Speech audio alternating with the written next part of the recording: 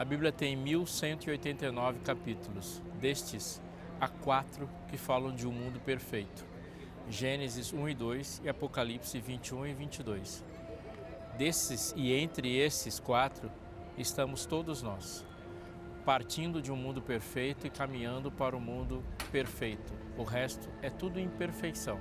Então, entre esses capítulos que marcam os pontos iniciais e finais de uma jornada pensada por Deus, há a invasão do pecado, esse intruso no universo de Deus.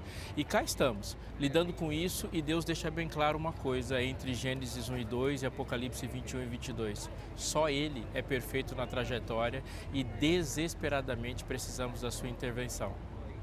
Mas a Bíblia em nenhum versículo deixa de ser honesta, escancarando a nossa realidade. Gênesis 1 e 2 falam de um mundo maravilhoso tal como Deus pensou.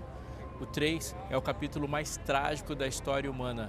E o 4, os seres humanos já começam a se desnudar da sua forma mais humana. Assim, a gente lida com essa tensão de dizer que errar é humano, enquanto Deus diz, não, errar é típico do pecado, eu te criei para ser perfeito. Mas até mesmo em um assassinato a gente consegue tirar lições sobre coisas que Deus nos revelou sobre nós mesmos e fundamentalmente sobre quem Ele é. Não saia daí, está só começando Fé para hoje.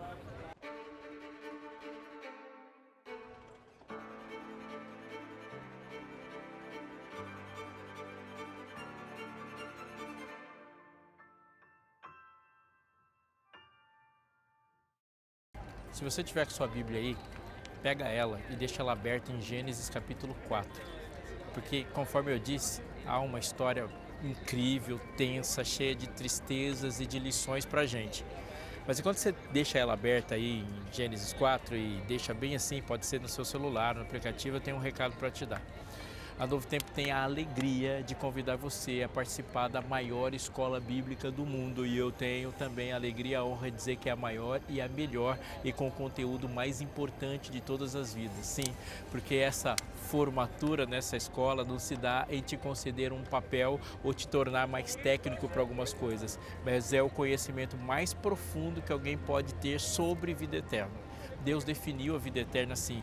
Em João 17,3, Jesus falou que a vida eterna é essa, que conheçam a Ti, o único Deus verdadeiro, é Jesus Cristo a quem enviaste.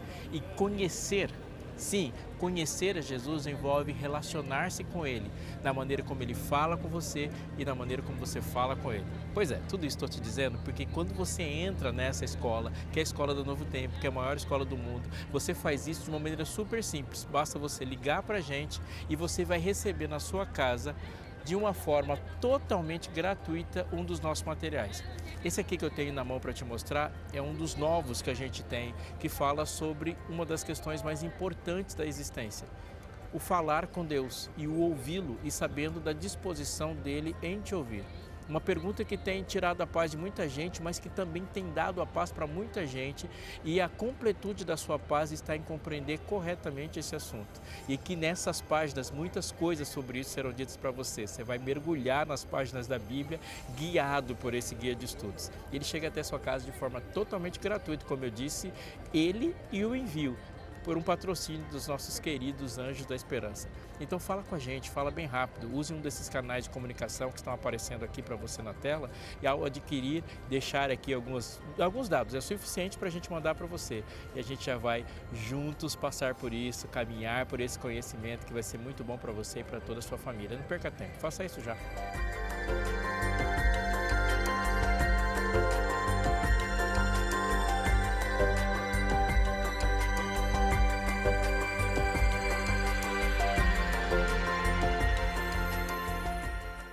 Gênesis capítulo 4, verso 1 começa dizendo assim: Adão teve relações com Eva, sua mulher.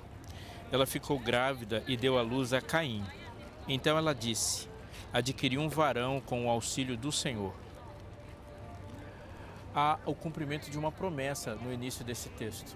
Deus disse a Adão e disse à sua mulher Eva que eles teriam filhos. Ele disse que esses filhos viriam numa condição diferente da inicialmente planejada, onde não haveria nenhum tipo de dor lá no Éden. Mas Deus garante a continuidade, dando-lhe a possibilidade de ter uma semente. Ela disse: eu adquiri um varão com o auxílio do Senhor.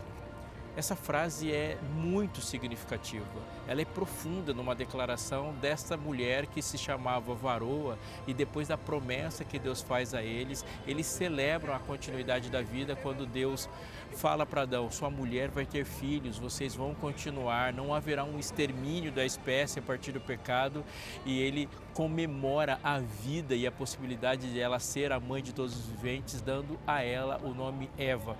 Se você tiver essa curiosidade, bate o olho. Olha para o texto bíblico, porque ele disse assim, Adão, chamar-se-á varoa, porque do varão foi tomada. E esse era o nome que eles tinham. No capítulo 5 do livro de Gênesis, diz que Deus lhes chamou pelo nome de Adão, Ish e Shá, ele, ela, varão e varoa. E o nome Eva passa a existir depois da possibilidade garantida por Deus deles terem filhos. E agora o primeiro filho nasce. É impressionante também pensar que Deus disse que do útero de Eva nasceria, ou melhor, do útero da mulher, que Eva ali era a representante, nasceria o Salvador do mundo. Então é inevitável para a gente também pensar que como foi a expectativa de Eva para a vinda do Messias. Ela olhava para o seu próprio corpo, olhava para o corpo do seu marido, olhava para as coisas ao seu redor e era inevitável para eles não perceberem a deterioração. Coisas que eles viveram no Éden, que agora eram experiências novas. Eles não viam flores murchando, eles não viam morte, seja de insetos, seja de animais. Eles não estavam acostumados e não contemporanizavam com intempéries que aconteciam no Éden. Agora, fora do Éden, em um mundo que tem que lidar com certas hostilidades e o ambiente de pecado, as flores murcham, as folhas caem, os animais morrem, existem radicais livres e células mortas. Eva percebeu no seu próprio corpo uma reação a uma hostilidade, a uma agressão da natureza que não havia ali. É óbvio que para a gente, quando a gente olha para esse ambiente ou pensa no ambiente que eles viveram mesmo depois do pecado, é um mundo incomparavelmente mais bonito, mais adequado e perfeito comparado ao nosso. Embora a perfeição não existia mais, não dá nem para a gente pensar em algo que se compare com o nosso, mas para quem viveu dentro do Éden isso era impactante. Cada segundo, cada momento, então, em cada vez que ela via alguma coisa que era desagradável, desconfortável, havia expectativa de alguém que viria para salvar o mundo. E ela tem uma frase, adquiri um varão com o auxílio do Senhor.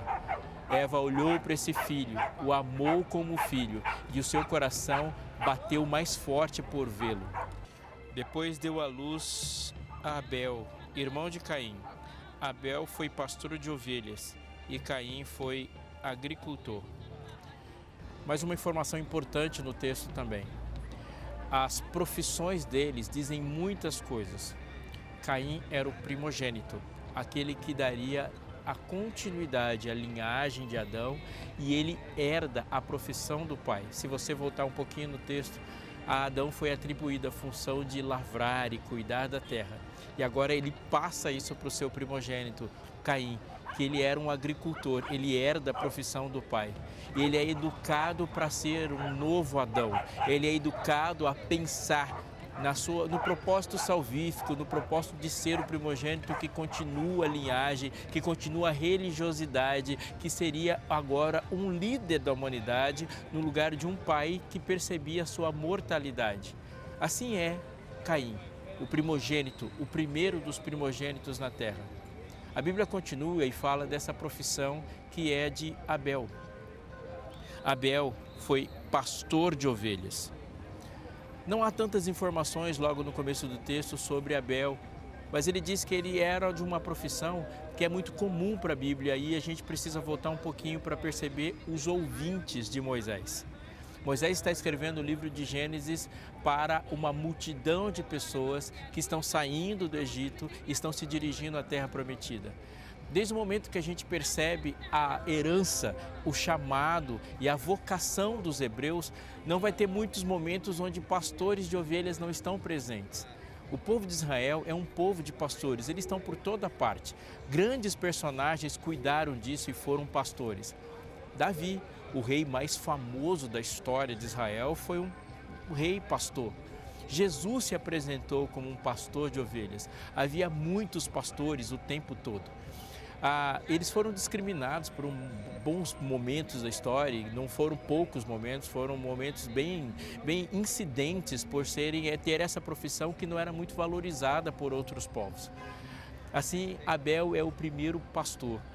O pastor de ovelhas, ele traz algumas características, porque ser pastor e de um animal com as características de uma ovelha envolve desenvolver determinadas habilidades, e uma delas é a extrema paciência. Ovelhas não são animais com velocidade, ovelhas não são animais autônomos, ovelhas não são animais com presas, não são animais com garras, não são animais com habilidades de caça, não.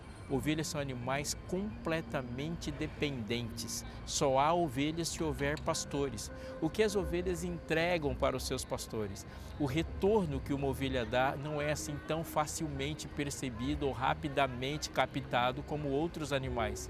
Ovelhas, elas são desprovidas de muita inteligência. Ovelhas exigem um cuidado contínuo. Elas têm muito medo.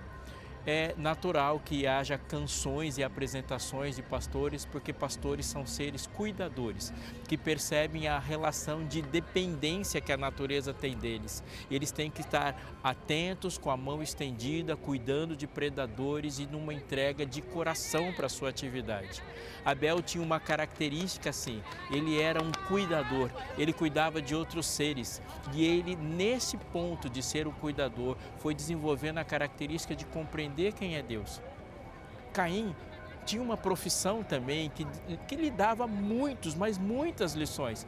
Como lavrador, as lições da natureza para Caim e a conexão que ele tinha com aquilo que ele herdou do pai era para lhe ensinar muitas coisas. Mas só o ambiente, só a profissão, só a cultura, só os cuidados nunca são suficientes. Caim é um primogênito. Mas se você notar algumas coisas importantes sobre a primogenitura, você vai perceber que nem todos os primogênitos são primogênitos. O primogênito de Adão foi Caim, mas quem dá continuidade à linhagem é Sete. O primogênito de Abraão é Ismael, mas quem herda a primogenitura e dá continuidade é Isaac. O primogênito de Isaac é Esaú, mas quem herda e se torna Israel é Jacó. O primogênito de Jacó não é Judá e nem José, assim como o primogênito de José, o primogênito de José não é Jesus, como o primogênito de Jessé também não é Davi. Você vai percebendo? Há uma coisa sobre primogenitura em todos os primogênitos. Há uma percepção e uma escolha, um livre-arbítrio dos primogênitos em assumir a responsabilidade religiosa, espiritual e a conexão com Deus que lhes foi oferecida. Esaú não quer saber da primogenitura e despreza essa primogenitura. Há uma tensão entre os irmãos mais velhos e Jesus, até que depois do Pentecostes ela é resolvida. Mas isso acontece porque o primogênito precisa se entregar. O primeiro dos primogênitos é assim, Caim, ele participou de algumas escolhas sobre a primogenitura, que não levaram para um caminho que a própria primogenitura sugeriu.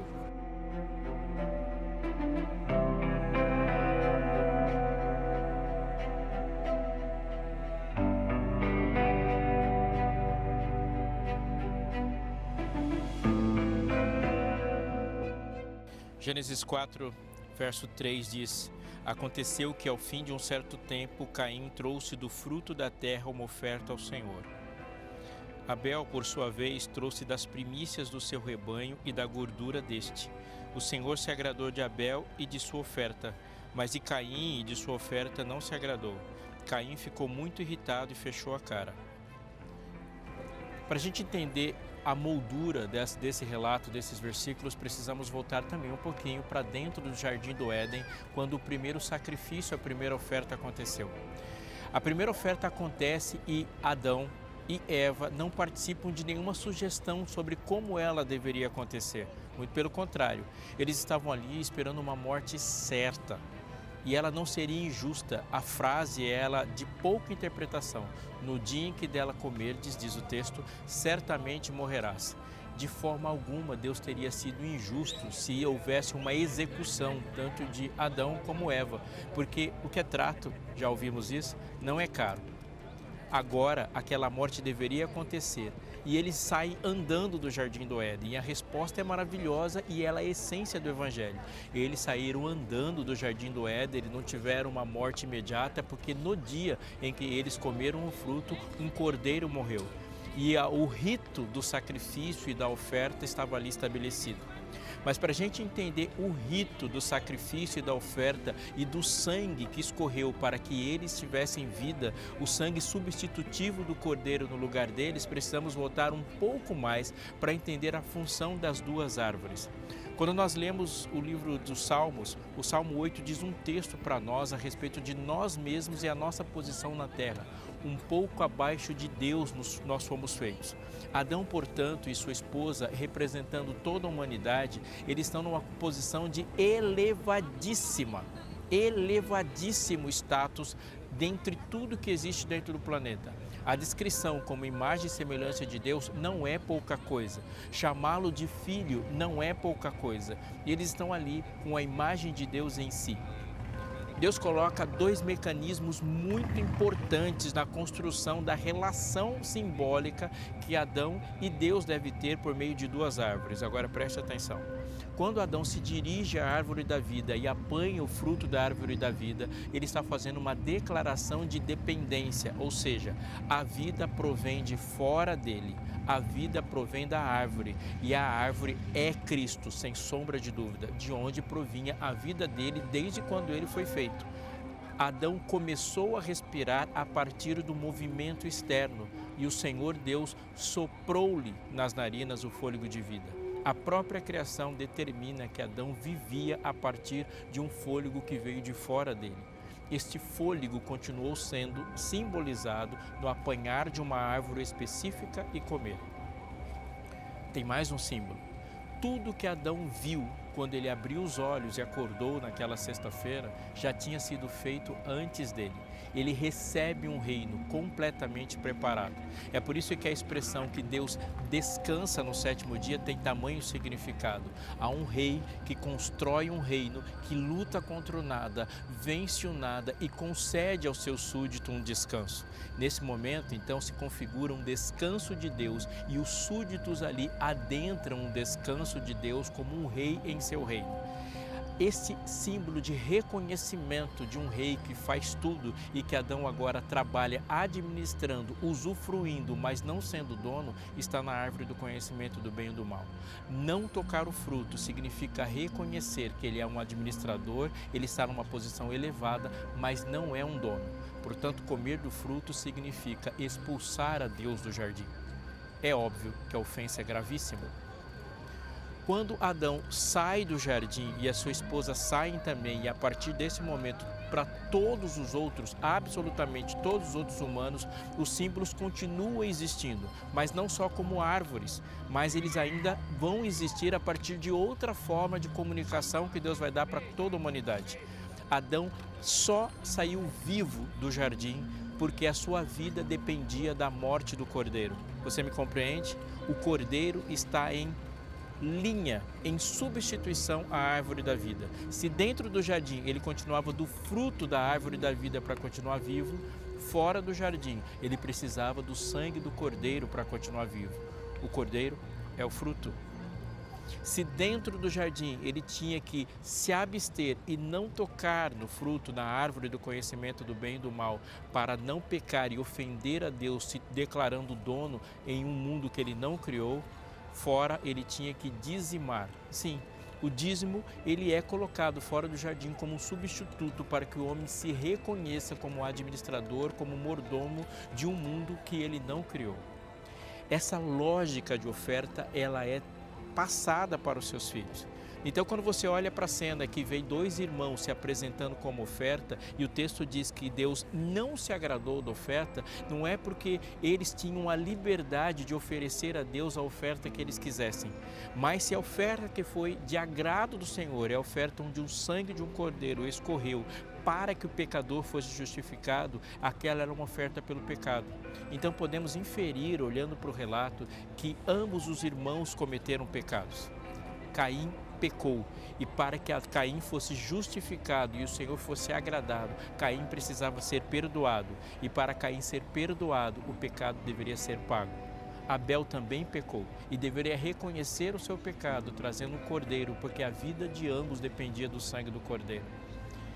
Isso não é de pouca importância, eu vou repetir, isso não é de pouca importância, isso é muito importante porque a vida provinha de uma única fonte. O pecador não pode escolher de que forma a dívida que ele mesmo tem que ser paga. Deus é que propôs um tratado, um acordo de paz. E o acordo de paz é produto e é proposto por aquele que dá a vida. Agora, quando Caim se aproxima do altar e Abel se aproxima do altar também, eles têm que, antes de qualquer coisa, obedecer.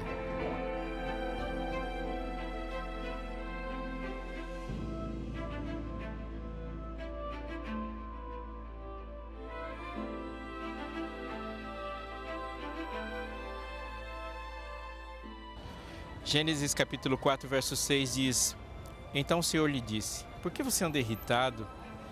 E por que essa cara fechada?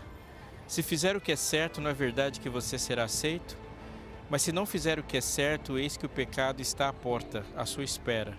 O desejo dele será contra você, mas é necessário que você o domine. Esse é um dos textos mais importantes da Bíblia sobre uma inclinação para o mal que habita o coração humano. Caim entrou num ringue, o ringue do seu desejo. Dentro do seu coração está a fúria, está a mágoa, está a contrariedade, está uma inclinação hormonal. Ele deseja fazer alguma coisa, ele está inclinado a uma escolha. Mas dentro deste coração está o centro de comando da sua vida, que é o lugar das suas decisões. Então Caim está lutando entre o que ele sabe ser certo, o que Deus revelou ser certo e o que ele sente vontade de fazer. A declaração de Deus é muito importante para Caim, para todos os descendentes de Adão e Eva, para você e para mim hoje. Ele diz que aquilo que sentimos vontade de fazer e aquilo que é certo ao fazer não estão necessariamente na mesma direção de certeza. Por favor, atente muito seriamente porque eu estou te dizendo. Os nossos sentimentos não são determinantes para coisas que devemos fazer como se elas fossem coisas corretas a fazer. Só uma pessoa determina o que é certo, só uma pessoa determina o que é normal, só há um legislador em todo o universo. O ato de Deus em criar dá a ele o atributo exclusivo e legítimo de legislar. Jesus legisla sobre as obras criadas. Só Ele tem uma vontade perfeita. A partir do momento que aquele fruto foi comido, nós temos dentro de nós uma luta com uma vontade imperfeita e uma percepção revelada sobre perfeição. Caim, você está sentindo vontade, a sua vontade não é o norte. Lute contra essa vontade. Há uma segunda coisa muito importante sobre aquilo.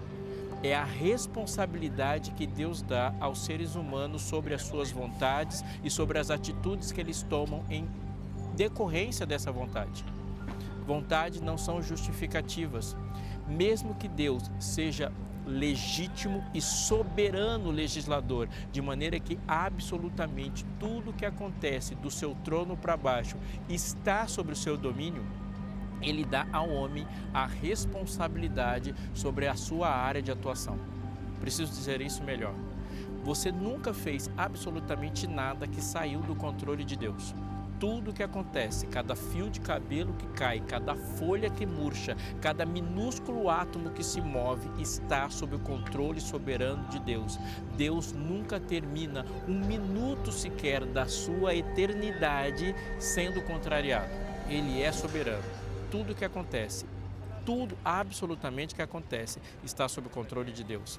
Mas Deus decidiu, em sua soberania, atribuir responsabilidades aos seres inteligentes que Ele criou. Nós somos dotados da capacidade de amar e de não amar, de executar e de não executar. Não que Deus não seja um ator, Deus atua ativamente na vida humana, mas Ele atribui responsabilidades. Então, nesse pêndulo está a soberania de Deus e a nossa responsabilidade. Deus permitiu que Caim continuasse no seu desígnio, atuando sobre a sua vontade, deixando que a vontade pecaminosa se desenvolvesse, que se transformasse em um plano e o plano virou pecado. Deus permite, ele poderia ter impedido isso, como impediu muitos outros assassinatos na história. E uma boa parte daquilo que Deus faz na sua soberania não está sobre a nossa capacidade de entender. E em muitos momentos Deus revelou e explicou, e muitos não. Algumas coisas ele guardou para si, para sua própria atribuição. Mas o que ele deixa bem claro é: não matarás. E agora, Adão passa para o seu filho aquela inclinação, e esse filho está lidando com essa inclinação. O seu desejo, diz o texto, será contra você, mas ele não fala, cumpre a mim dominar esse desejo. Ele fala para Caim, está sobre a sua responsabilidade dominar esse desejo. A terceira coisa, Caim não lida com essa responsabilidade sozinho. Jesus aparece para dizer para ele, brigar dentro do coração dele pelo que é correto, ajudá-lo, auxiliá-lo a caminhar.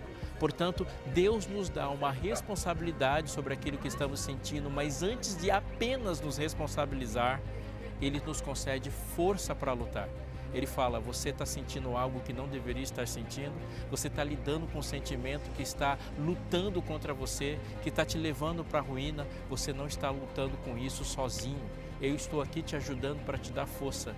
Jesus aparece e anda com Caim, faz perguntas a Caim, chama Caim a uma racionalidade.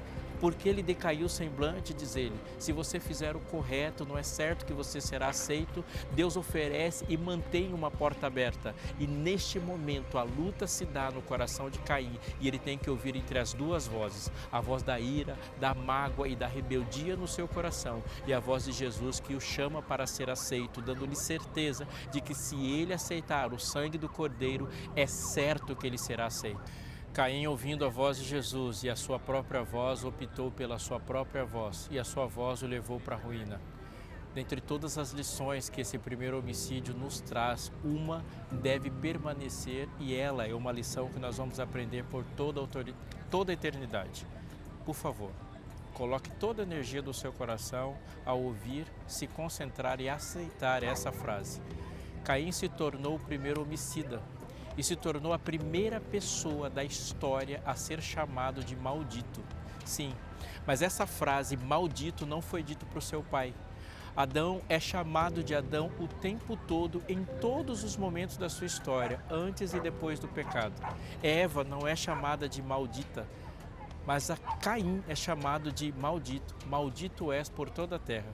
Mas ele não é maldito porque se desfiliou, ele não é maldito porque pecou, ele não é maldito porque matou. Caim matou, mas Davi também matou. Moisés também matou. Por que Caim é chamado dessa forma? Porque a maldição que estava sobre ele estava sendo destinada pelo plano de Deus para o Cordeiro. Portanto, Caim não se perde porque pecou. Caim se perde porque o Cordeiro morreu e ele não aceitou. Quando ele optou por não matar o Cordeiro, ele acabou por matar um irmão. Mas quando Deus ofereceu para ele um sangue, ofereceu para ele também uma porta de entrada que ele recusou. Uma história triste, mas de grande lição para todo mundo.